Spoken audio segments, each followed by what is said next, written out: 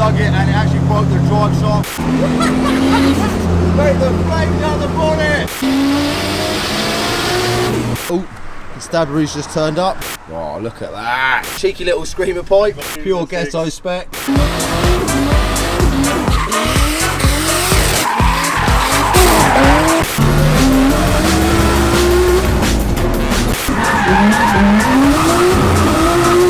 Sick.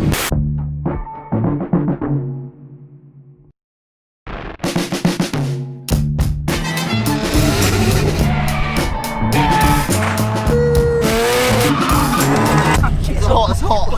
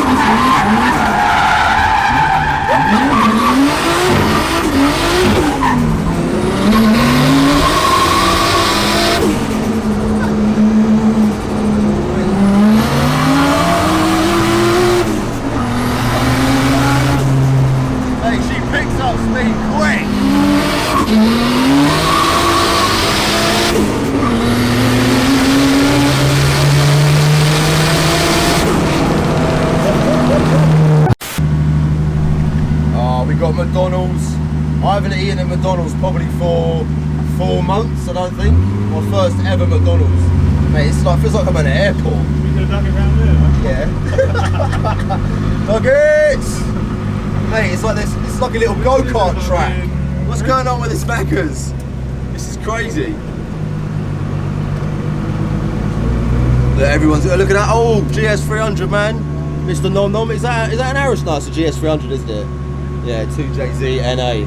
Man's got taste. He was giving the Laurel some looks, man. He knows the score. Spec on this is quite mad. So it's a C33 Laurel. What year is it?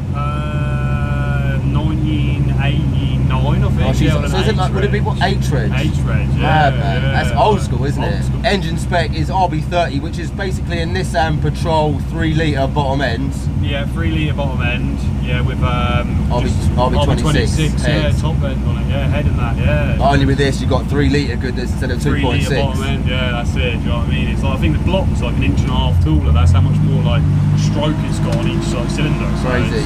Yeah, it makes a hell of a difference. Yeah. To the old tour. All that extra air equals one thing: more powers, more response. Yeah, for sure. Yeah, bigger throw, and yeah, and savage noise.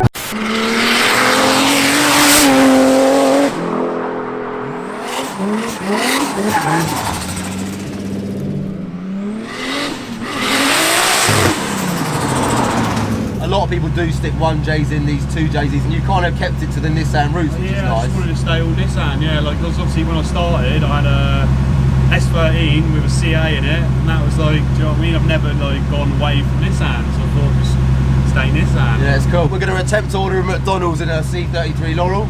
Quite noisy. Can I just have a Big Mac meal, please? We thought we'd mix this review up. Everyone's kind of doing like, kind of followed suit with what I used to do with cinematic numbers, but I thought I'm going to mix these reviews up a bit, make them a little bit more raw. At the end of the day, you guys just want to see a little bit of John action in Mexico, so that's what we're going to bring you. Let's send it.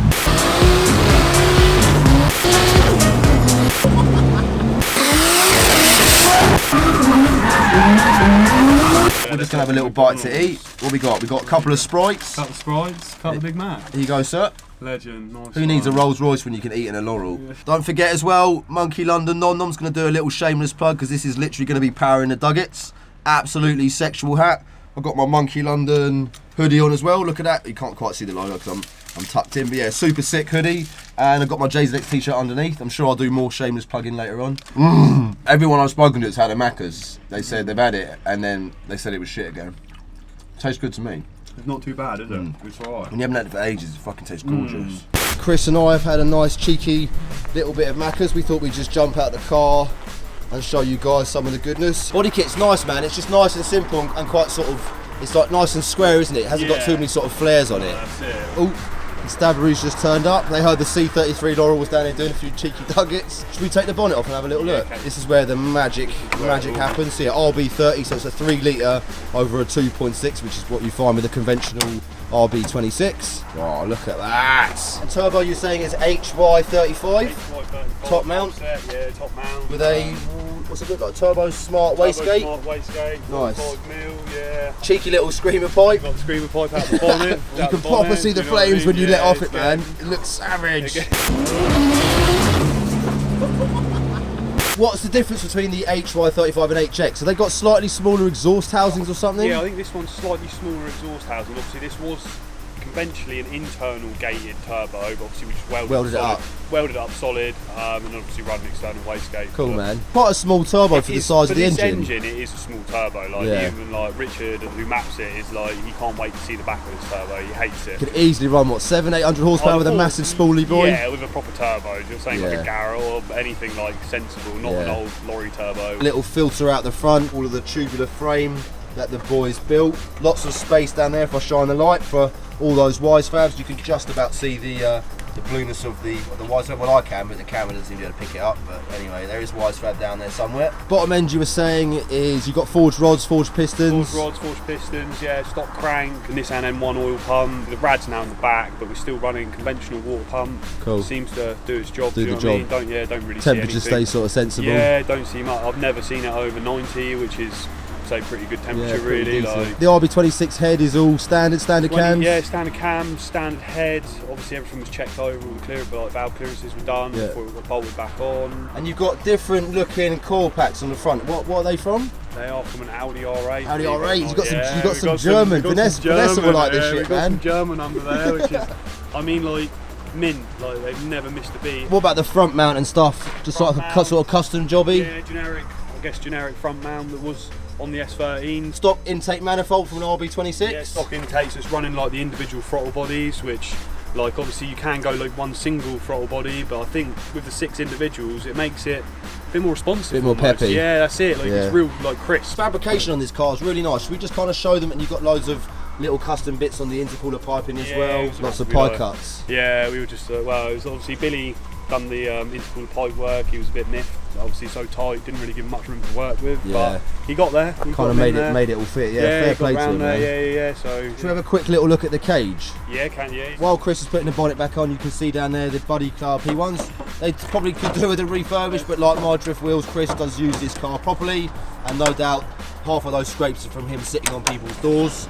So yeah, refurb's not really necessary. R32 GTR brakes, which you can see in there. You can probably just about see some of the wise fab goodness down there. You can kind of see the blue lower arms. My camera is an absolute piece of shit, so you can't, but there is wise fab in there. The structural rigidity on an older car like this, and especially with massive power, isn't ideal. No, not really, and obviously I don't know if many people know about the C33s. They're pillarless. They're pillarless. So obviously when you put the windows down, you get one man, put your arm out, absolutely gangster down the King's Road, man. All the ladies jumping on board. Look at that, man. Pillarless doors, very, very cool. Do like that, man.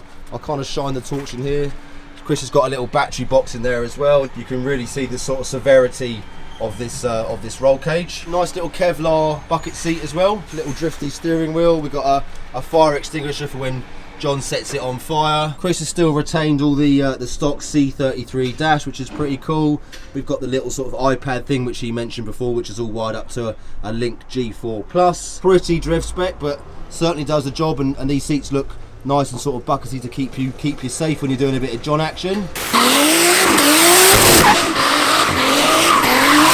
Let's have a look at the fuel cell, man, because that's a bit of a sort of party piece at the back, isn't it, really? So I built it to be competition ready, so I could use it for competition, but then kind of, I don't know, it's a bit of a tricky car now, just getting the bits, do you know what I mean? That's the issue. And all custom firewall, I'm assuming? All custom firewall, like we cut the old firewall completely out, moved this firewall, like built this firewall, put the tank in directly above the axle, so obviously on a wet day you could fill it right up with fuel, put a load more traction in the back end of the car, or on a light day just get some weight over that rear axle. Yeah, you can just obviously ditch the fuel, run like a smaller amount, and then you're good to, you can change, you've just got a little bit of play where you want the weight. Yeah, pretty cool. You can pretty much take the whole car apart with aero catches.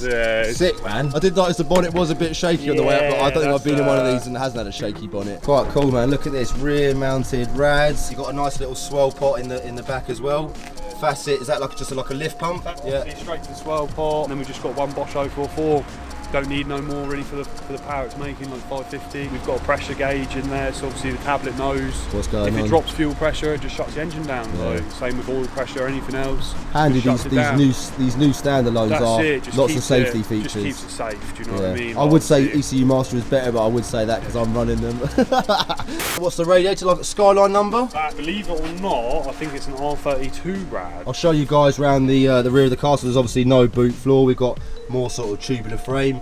Chris has got a lovely little cheeky Lucozade bottle. Lucozade bottle for the win. Pure ghetto spec. You can see the exhaust back here. It's got one sort of box at the back. 3.5 inch all the way through to that back box, and then from the back box out 4 inch. Like, okay. Yeah, so it does sound fruity.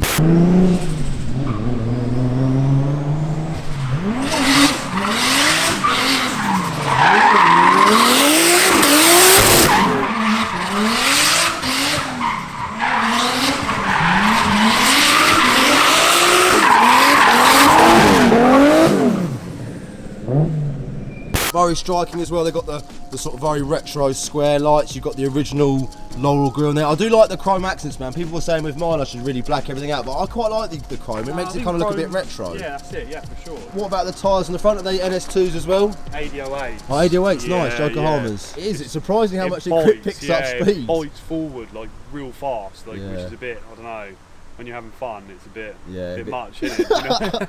You know? Well, on the track it's sick, but on the street in Mexico it can be a bit crazy. We've had a bit of Maccas. We've had a little walk around of the car so you guys can kind of see what's going on. We shall carry on our adventure. Sick. Lovely bit of V-Power 90. What's V-Power? 98 in it here? Yeah, 98. Yeah. And how do you check the level? You've got like a little hose down there. You get a little phone out. Real basic spec this is. Mate, this is what it's all about. This is a drift life, yo. What size is the tank? Any idea? Tank I think is like 50 litres. Okay. Quite mad in Germany as well. Vanessa was telling me they got this TUV, I think TUV they pronounce it, TUV, and it's basically like a really sort of stringent MOT they've got to try and get the cars through. So a lot of modified cars aren't really prohibited in Germany, and if you do want to have one, it's quite hard to get them through. But luckily we're in Mexico and everything's legal. Right, it's Monky's turn. What mad? The harness is the same on this side, they're different? No, that's normal. Like you've got like NASCAR harnesses on your side. Yeah, weird one. This one, or NASCAR one.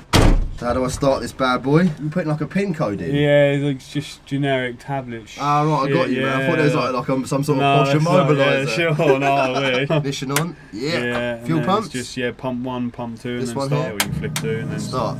Yeah. Right, let's send it. Chris is now dedicated cameraman.